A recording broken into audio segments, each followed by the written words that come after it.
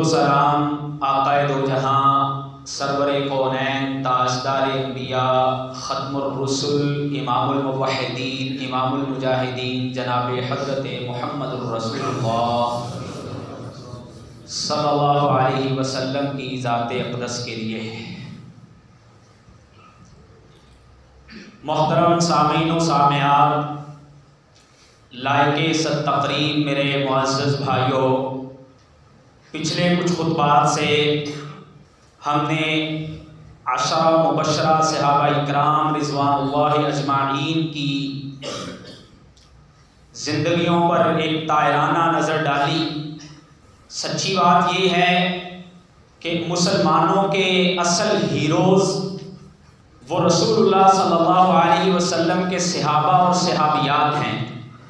آج ہماری نوجوان نسل اپنے لیے جن لوگوں کو رول ماڈل سمجھتی ہے وہ کچھ ٹک ٹاکرز، یوٹیوبرز یا دیگر اس طرح کی پرسنالٹیز، ان سے بسا اوقات متاثر ہو کر ان کو اپنے لیے گریٹ مین سمجھ بیٹھتے ہیں، جبکہ وہ لوگ جن کی زندگیاں واقعی اس قدر قابل ہیں کہ ہم انہیں کاپی کریں اور ان کی اداؤں کو اپنانے کی کوشش کریں، وہ رسول اللہ صلی اللہ علیہ وسلم اور ان کے صحابہ و صحابیات کی زندگیاں ہیں۔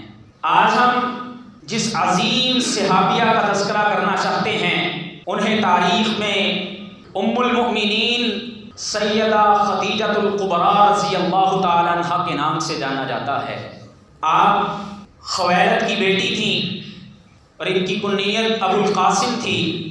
اپنی پاک بازی، عفت اور پاک دامنی کی وجہ سے طاہرہ کے لقب سے مکہ کے لوگوں کے اندر معروف تھیں، اور ان کے سلسلہ نسب میں چوتھی پشت میں جا کر قصی نامی ایک شخص آتا ہے، جہاں پہ جا کے ان کا سلسلہ نسب رسول اللہ صلی اللہ علیہ وسلم کے سلسلہ نسب سے مل جاتا ہے۔ 556 عیسوی میں مکہ کے ایک بڑے معزز اور مالدار گھرانے میں انہوں نے آنکھ کھولی۔ روٹین کے بچوں کی طرح زندگی گزرتی رہی، لڑکپن گزرا تو ہر باپ کی طرح ان کے باپ نے بھی ان کو رشتہ ازدواج میں منسلک کرنے کے لیے ان کے چچا زاد بھائی تھے ورقہ بن نوفل، جو تورات کے بہت بڑے عالم تھے، ان سے رشتہ کرنا چاہا، لیکن وہاں ان کی نسبت نہ ہو سکی، تو ان کی شادی ابو حالہ ہند نامی ایک شخص سے ہوئی۔ اللہ رب العالمین نے ان کو 2 بیٹے عطا فرمائے۔ وہ خامد ان کا فوت ہو گیا، پھر ان کا عقد عتیق بن عابد نامی ایک شخص سے ہوا، لیکن اس سے ان کا نباہ نہ ہو سکا۔ انہی دنوں میں مکہ کے اندر ایک بڑی عظیم لڑائی شروع ہوئی جو تاریخ میں حرب الفجار کے نام سے معروف ہے۔ یہ حرمت والے مہینوں کے اندر لڑائی ہوئی، یہ قریش اور بنی قیس کے لوگوں کے درمیان لڑی گئی۔ تاریخی روایات پڑھیں تو پتہ چلتا ہے کہ رسول اللہ صلی اللہ علیہ وسلم بھی اس جنگ میں قریشیوں کی طرف سے شریک ہوئے تھے، اور اللہ کے نبی صلی اللہ علیہ وسلم قریشیوں کے ساتھ تھے۔ بنی قیس کی جانب سے آنے والے جو تیر تھے وہ رسول اللہ صلی اللہ علیہ وسلم اٹھا کے اپنے چچاؤں کو پکڑا رہے تھے۔ اسی جنگ کے اندر حضرت خدیجہ رضی اللہ تعالیٰ کے والد مارے گئے۔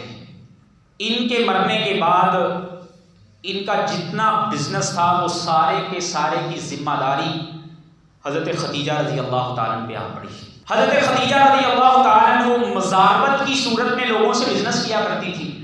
اپنا تجارت کا سامان، مال کسی آدمی کو دے کے، شام اس وقت ایک بہت بڑا تجارتی مرکز سمجھا جاتا تھا، وہاں پر بھیجا کرتی تھی۔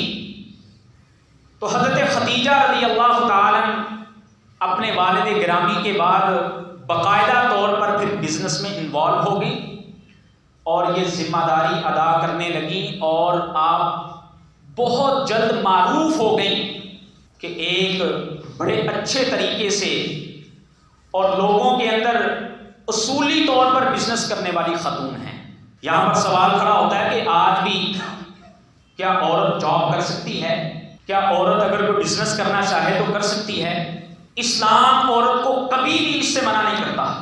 پردے کے اندر رہتے ہوئے حلال چیز کا بزنس اگر عورت کرنا چاہے، حضرت زبیر بن عوام رضی اللہ تعالیٰ عنہ جن کا تذکرہ ہم نے کچھ دن پہلے پڑھا، ان کی اہلیہ حضرت اسماء بنت ابی بکر جو حضرت ابو بکر صدیق رضی اللہ تعالیٰ کی بیٹی تھی، وہ باقاعدہ ان کی گھوڑوں کی جو ٹریڈ ہوا کرتی تھی یہ گھوڑوں کو سنبھالا کرتی تھی. تو عورت اگر پردے میں رہتے ہوئے اپنی پاک دامنی اور اپنے آپ کو اگر سیف اور محفوظ سمجھتی ہے تو وہ جاب بھی کر سکتی ہے، بزنس بھی کر سکتی ہے، اس میں شرط کوئی قباحت نہیں ہے. حضرت خدیجہ رضی اللہ تعالیٰ جب یہ کام کر رہی تھی تو انہیں کسی نے بتایا کہ مکہ میں ایک شخص ہیں جن کا نام محمد بن عبداللہ ہے صلی اللہ علیہ وسلم.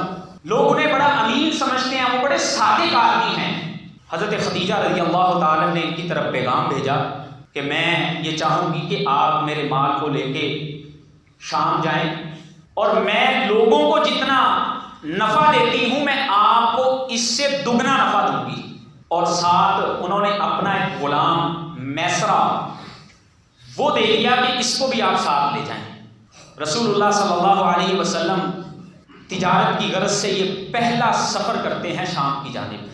آج میرے وہ بھائی جو بزنس کرتے ہیں انہیں رسول اللہ صلی اللہ علیہ وسلم کا یہ سفر پڑھنا چاہیے کہ اللہ کے نبی صلی اللہ علیہ وسلم جب اس سفر کے لیے گئے تو آپ کیسے بزنس مین تھے. مورخین لکھتے ہیں کہ رسول اللہ صلی اللہ علیہ وسلم نے سفر کے دوران جو آپ کے دیگر رفقا تھے ان کے ساتھ بڑی نرمی سے پیش آئے، وگرنہ روٹین میں یہ ہوتا تھا کہ ہر انسان اپنی سواری اپنا سفر کر رہا ہے اور ہر کسی کو اپنے مفاد کی غرض ہوا کرتی تھی. لیکن رسول اللہ صلی اللہ علیہ وسلم دوسروں کا بھی خیال رکھنے والے تھے. اسی لیے رسول اللہ صلی اللہ علیہ وسلم نے فرمایا کہ انسان کی عادات اور اس کے اطوار اور اس کے اخلاق کا دو موقعوں پر پتہ چلتا ہے. فرمایا ایک جب وہ کسی کے ساتھ ٹریول کرتا ہے اور دوسرا جب وہ کسی کے ساتھ دسترخوان پر بیٹھ کے کھانا کھاتا ہے. نبی صلی اللہ علیہ وسلم وہاں پہنچے، آپ نے اپنے مال کو علیحدہ علیحدہ وہاں پر ڈھیریاں لگا دی. کوالٹی وائز اپنے مال کو آپ نے جب وہاں پر علیحدہ کر کے بیچا تو لوگ حیران ہوئے کہ یہ کیسا تاجر ہے کہ جو خود اپنے مال کے نقائص کو بیان کر رہا ہے. لوگ تو اپنی چیز میں نقص ہو تو اسے چھپانے کی کوشش کرتے ہیں اور یہ ہمیں خود بتا رہا ہے کہ یہ میرا مال اعلیٰ کوالٹی کا ہے، یہ اس کوالٹی کا ہے، یہ لو کوالٹی کا ہے. اللہ اکبر کبیرہ. نبی اکرم صلی اللہ علیہ وسلم خوب نفع حاصل کر کے اس سفر سے جب واپس آئے تو میسرہ نے ساری روداد حضرت خدیجہ رضی اللہ تعالیٰ کے سامنے بیان کی. اور میسرہ بیان یہ کرتے ہیں کہ میں نے دیکھا راستے میں جہاں پر دھوپ آتی بادل آ کے رسول اللہ صلی اللہ علیہ وسلم پہ سایہ کر دیا.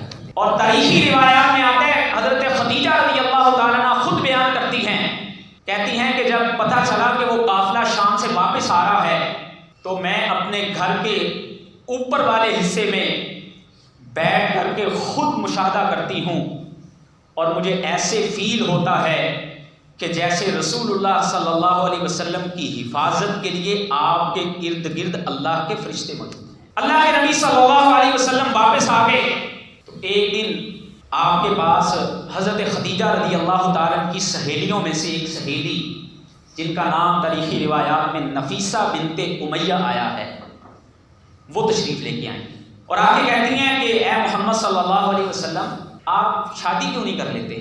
کہا کہ میں کس کے ساتھ شادی کر سکتا ہوں، میرے پاس عورت کو دینے کے لیے ہے کچھ نہیں.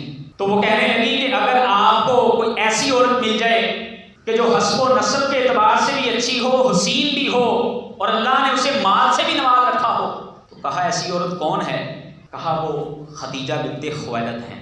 کہا کیا وہ میرے ساتھ نکاح کا ارادہ رکھتی ہیں؟ فرمایا ہاں. رسول اللہ صلی اللہ علیہ وسلم نے اپنے چچا ابو طالب اور بعض روایات میں آتا ہے کہ حضرت حمزہ کو بھی بتایا کہ اس طرح سے میرے لیے ایک رشتہ آیا ہے.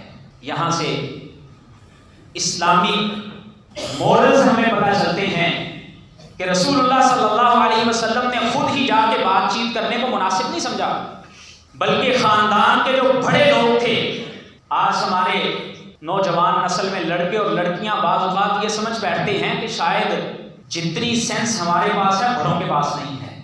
رسول اللہ صلی اللہ علیہ وسلم یہ بہتر سمجھتے ہیں اور مناسب سمجھتے ہیں کہ بجائے اس کے کہ میں خود جاؤں، آپ اپنے چچا ابو طالب کو بھیجتے ہیں. معاملات طے ہوتے ہیں. رسول اللہ صلی اللہ علیہ وسلم کا نکاح بھی آپ کے چچا ابو طالب نے پڑھایا، اور جس وقت یہ شادی ہوئی حضرت خدیجہ رضی اللہ تعالی عنہ کی عمر 40 سال تھی اور رسول اللہ صلی اللہ علیہ وسلم کی عمر 25 سال تھی. اللہ کے نبی صلی اللہ علیہ وسلم کا جب یہ عقد ہو گیا 5 سال تک اللہ نے آپ کو اولاد نہیں عطا فرمائی. 5 سال بعد پہلا آپ کے یہاں بیٹا پیدا ہوا جس کا نام قاسم تھا رضی اللہ عنہ، اور اسی کے نام سے رسول اللہ صلی اللہ علیہ وسلم کی کنیت بھی تھی ابو القاسم. عرب کے اندر آج بھی رواج ہے، لوگ کنیت رکھتے ہیں. ہمارے ہاں یہاں پہ اتنا رواج نہیں ہے. رسول اللہ صلی اللہ علیہ وسلم نے اپنے اس بیٹے کے نام پہ اپنی کنیت ابو القاسم رکھی. اور یہاں سے ایک اور بات سمجھ آتی ہے، ہمارے ہاں عموماً شادی کے بعد کپلز کے ہاں اگر اولاد نہ ہو فوراً تو لوگ پریشان بھی ہو جاتے ہیں، خاندان میں طرح طرح کی باتیں بھی اٹھنا شروع ہو جاتی ہیں. رسول اللہ صلی اللہ علیہ وسلم کو اللہ نے 5 سال کے بعد بیٹا عطا فرمایا، اور پھر سیدہ خدیجہ رضی اللہ تعالیٰ کے بطن سے آپ کو اللہ رب العالمین نے 2 بیٹے اور 4 بیٹیاں عطا فرمائیں. قاسم کے بعد یکے بعد دیگرے 4 بیٹیاں پیدا ہوئیں.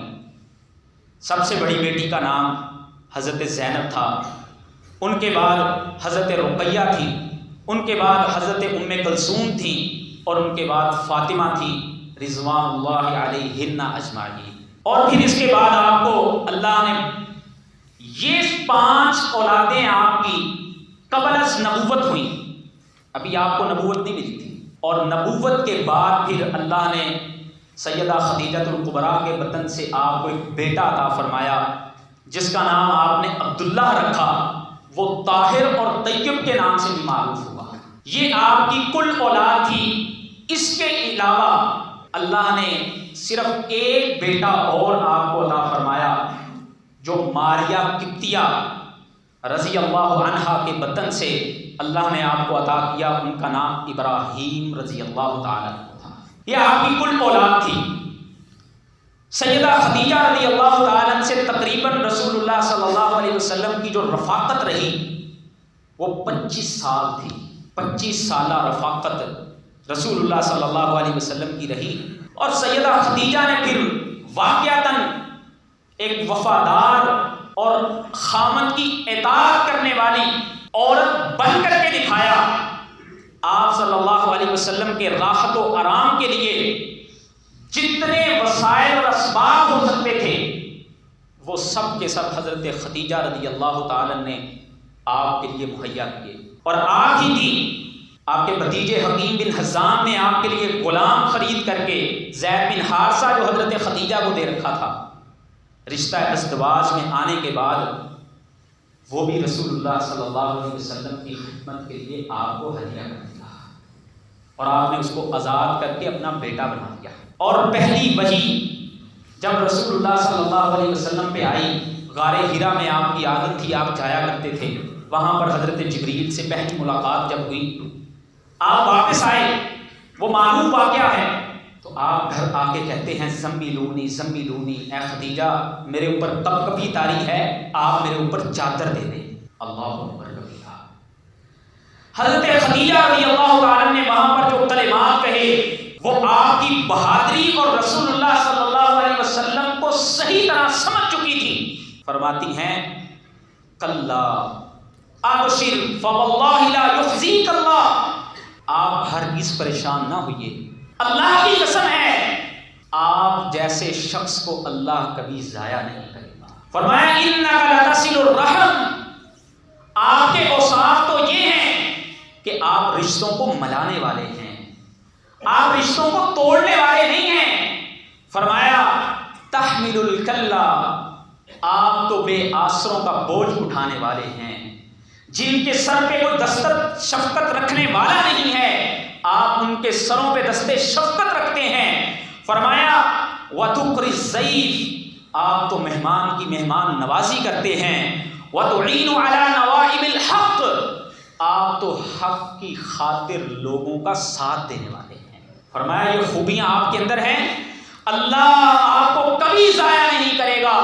اور یہاں سے پھر جب رسول اللہ صلی اللہ علیہ وسلم لوگوں کے سامنے کھڑے ہو کے کوہ صفا پہ قولوا لا الہ الا اللہ کا اعلان کرتے ہیں، حق اور باطل کا معرکہ شروع ہو جاتا ہے۔ اللہ کے نبی صلی اللہ علیہ وسلم جب دعوت کا کام کر کے لوگوں کی ہر طرح کی بری اور اچھی باتیں سن کے لوگوں کے مصائب اور تکالیف کو برداشت کر کے جب آپ گھر میں آتے تو گھر میں موجود وہ سیدہ خدیجہ الکبریٰ جو بڑے ناز و نعم میں پلی تھی، جو بڑے اچھے گھر سے تعلق رکھنے والی تھی، جو ذاتی حیثیت میں ایک مالدار خاتون تھی، جب اللہ کے نبی آتے تو آپ رسول اللہ صلی اللہ علیہ وسلم کی ڈھارس بن جایا کرتی۔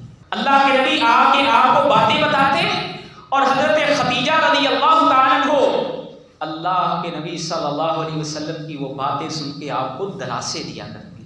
اور اللہ نے دنیا کی خاتونوں میں سے حضرت خدیجہ رضی اللہ تعالیٰ کو یہ شرف بھی عطا فرمایا۔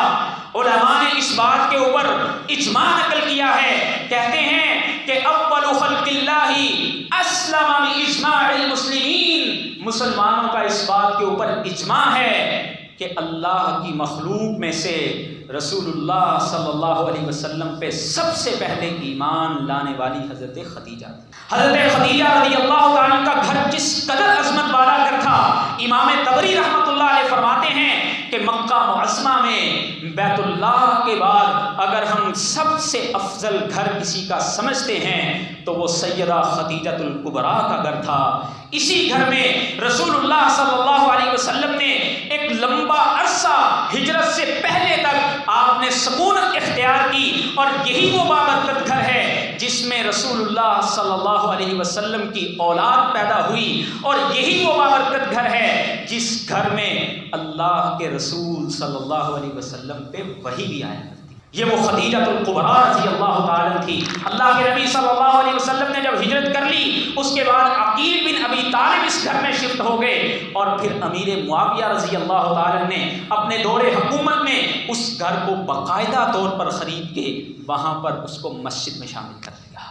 اور خدیجہ الکبریٰ رضی اللہ تعالیٰ عنہ جب اللہ کے نبی طائف کی وادیوں سے ہو کے آتے، جب اللہ کے نبی مکہ کے لوگوں کو دعوت دے کے گھر پہنچتے، آپ کے پاؤں بھی لہو لہان ہوا کرتے تھے۔ آپ کو مسائب اور برداشت تکلیفیں جو لوگوں کی طرف سے فیس کرنا پڑتی، اللہ کے نبی صلی اللہ علیہ وسلم جیسے ہی گھر میں آتے، خدیجہ رضی اللہ تعالیٰ عنہا مسکرا کر کے آپ کا استقبال کرتی اور آپ کو تسلیاں دیا کرتی۔ یہ وہ مومنوں کی ماں تھی کہ جب مسلمانوں کا معاشرتی بائیکاٹ کر دیا گیا، شیب ابی طالب کے اندر مسلمانوں کو محصور کر دیا گیا، مکہ والوں نے اس بات پہ ایکا کر لیا کہ مسلمانوں کو کوئی چیز فروخت نہیں کرے گا، ان سے کوئی رشتہ نہیں کرے گا۔ امی خدیجہ الکبریٰ رضی اللہ تعالیٰ عنہا اس مشکل کی گھڑی میں بھی رسول اللہ صلی اللہ علیہ وسلم کے ساتھ ایسے کھڑی نظر آتی ہیں کہ آپ کا بھتیجا حکیم بن حزام چوری چوری وہاں پہ گندم پہنچا کے جائے۔ اور امی خدیجہ الکبریٰ رضی اللہ تعالیٰ عنہا ہی وہی عورت ہیں، صحیح بخاری میں امام بخاری روایت لے کے آئے کہ اللہ کے نبی صلی اللہ علیہ وسلم کے پاس ایک دن جبریل آتے ہیں اور آ کے کہتے ہیں یا رسول اللہ، اے اللہ کے رسول صلی اللہ علیہ وسلم، ہذہ خدیجہ فقد اتت معها اناء، یہ آپ کے پاس خدیجہ آ رہی ہیں، اس کے ہاتھ میں ایک برتن ہے، فرمایا اس کے اندر پانی بھی ہے، اس کے اندر کھانے کے لیے بھی موجود ہے، فرمایا فَإِذَا هِيَ أَتَتْقَ فَقْرَأْ عَلَيْهِ السَّلَامَ مِنْ رَبِّهَا وَمِنِّي، آپ جب آپ کے پاس خدیجہ آئیں تو آپ ان کو اللہ کا اور میرا سلام پیش کیجیے۔ یہ وہ خدیجہ الکبریٰ رضی اللہ تعالیٰ تھی۔ اور جبریل فرماتے ہیں وَبَشِّرْهَا بِبَيْتٍ فِي الْجَنَّةِ، اور آپ اس خدیجہ کو جنت کے وسط میں اللہ کے گھر کی بشارت بھی سنا دیجیے۔ یہ وہ خدیجہ رضی اللہ تعالیٰ عنہ تھی کہ اللہ کے نبی صلی اللہ علیہ وسلم فرماتے ہیں افضل نساء اہل الجنہ، جنت کی عورتوں میں سے اگر کوئی افضل ترین عورتیں ہیں تو فرمایا وہ 4 عورتیں ہیں، فرمایا ان میں سے خدیجۃ الکبریٰ ہیں، فرمایا دوسری فاطمہ بنت محمد ہیں، فرمایا تیسری ان میں آسیہ فرعون کی بیوی ہے، اور فرمایا چوتھی مریم بنت عمران ہیں علیہم السلام۔ یہ اللہ کی جنت میں عورتوں میں سب سے افضل عورتیں ہیں۔ خدیجہ الکبریٰ رضی اللہ تعالیٰ عنہ جب تک زندہ رہے، صحیح مسلم کے اندر حدیث ہے، حضرت عائشہ بیان کرتی ہیں، فرماتی ہیں لم یتوسج النبی علی خدیجہ حتی ماتت، جب تک حضرت خدیجہ زندہ رہیں اللہ کے نبی صلی اللہ علیہ وسلم نے کسی دوسری عورت سے نکاح نہیں کیا۔ یہی حضرت خدیجہ الکبریٰ تھی کہ جب شیب ابی طالب سے اللہ کے نبی صلی اللہ علیہ وسلم کا وہ بائیکاٹ ختم ہوتا ہے، آپ باہر آتے ہیں، 10 نبوی میں حضرت خدیجہ الکبریٰ اس دنیا سے رخصت ہو جاتی ہے۔ رسول اللہ صلی اللہ علیہ وسلم خود آگے بڑھتے ہیں، ان کو اپنے ہاتھوں سے لحد کے اندر اتارتے ہیں۔ اللہ کے نبی نے ان کو خود اپنے ہاتھوں سے جب قبر میں اتارا اور اس کے بعد جنازہ ان کے اوپر خود پڑھایا، یہ حضرت خدیجہ الکبریٰ وہ تھی کہ جب بھی اللہ کے نبی صلی اللہ علیہ وسلم کے سامنے خدیجہ کا تذکرہ ہوتا آپ کی آنکھیں نم ہو جایا کرتی تھی۔ آپ فرماتے خدیجہ خدیجہ تھی۔ حضرت عائشہ فرماتی ہیں کہ مجھے اللہ کے نبی صلی اللہ علیہ وسلم کی ازواج مطہرات میں سے کسی کے اوپر کبھی غیرت نہیں آئی تھی ماں سوائے خدیجہ الکبریٰ رضی اللہ تعالیٰ کے۔ اللہ کے نبی اس کا اتنا تذکرہ کرتے، اتنا تذکرہ کرتے، آپ کے گھر میں جب کبھی اچھا کھانا پکتا آپ فرماتے اس کھانے میں سے کچھ کھانا خدیجہ کی سہیلیوں کے گھر بھیج دو۔ آپ کو وہ وفائیں یاد آتی ہوں گی نا، آپ کو وہ دن یاد آتے ہوں گے نا کہ جب میں لوگوں کو اسلام کی دعوت دیا کرتا تھا، لوگ مجھے ٹھکرا دیا کرتے تھے، جب مجھے ضرورتیں پڑتی تھیں تو میرے کام آنے والا سوائے خدیجہ کے کوئی اور نہیں ہوا کرتا تھا۔ بلکہ حضرت عائشہ فرماتی ہیں کہ ایک دن میں نے اللہ کے نبی کو کہہ ہی دیا کہ اللہ کے نبی آپ کیا ہر وقت اس عرب کی ایک بوڑھی سی عورت کا تذکرہ کر کے روتے رہتے ہیں؟ فرمایا عائشہ تمہیں کیا پتا ہو، جب دنیا مجھے نہیں مانتی تھی خدیجہ میرے اوپر ایمان لے کے آئی۔ فرمایا لوگ جب مجھے نہیں جانتے تھے اس وقت جو ہے خدیجہ نے مجھے اپنا مال پیش کیا، میرے لیے اپنے مال کے دروازے کھول دیے۔ خدیجہ تو وہ خاتون تھی۔ یہاں سے یہ بھی پتہ چلتا ہے کہ جن لوگوں کے آپ کے اوپر احسان ہوتے ہیں، جنہوں نے آپ کے لیے قربانیاں دی ہوتی ہیں، ان کو انسان کو یاد بھی رکھنا چاہیے، انسان کو احسان فراموش نہیں ہونا چاہیے۔ نبی صلی اللہ علیہ وسلم حضرت خدیجہ رضی اللہ تعالیٰ کو یاد کیا کرتے اور کہا کرتے خدیجہ خدیجہ تھی۔ آج میں اپنی ماں بہنوں اور بیٹیوں سے خصوصاً یہ کہنا چاہوں گا، چھوڑ دیجیے آج دنیا کی یہ فلاں یوٹیوبر اور ٹک ٹاکرز کو، پڑھیے ان صحابیات کی سیرت کو جو ہماری امت کی مائیں ہیں، جو ہمارے لیے مشعل راہ ہیں۔ آج ان کی سیرتوں کو پڑھ کے اپنی زندگیوں میں ان کو اپنانے کی کوشش بھی کریں۔ اللہ ہماری دنیا بھی اچھی کر دیں گے، اللہ ہماری آخرتیں بھی اچھی کر دیں گے۔ وآخر دعوانا الحمدللہ رب العالمین۔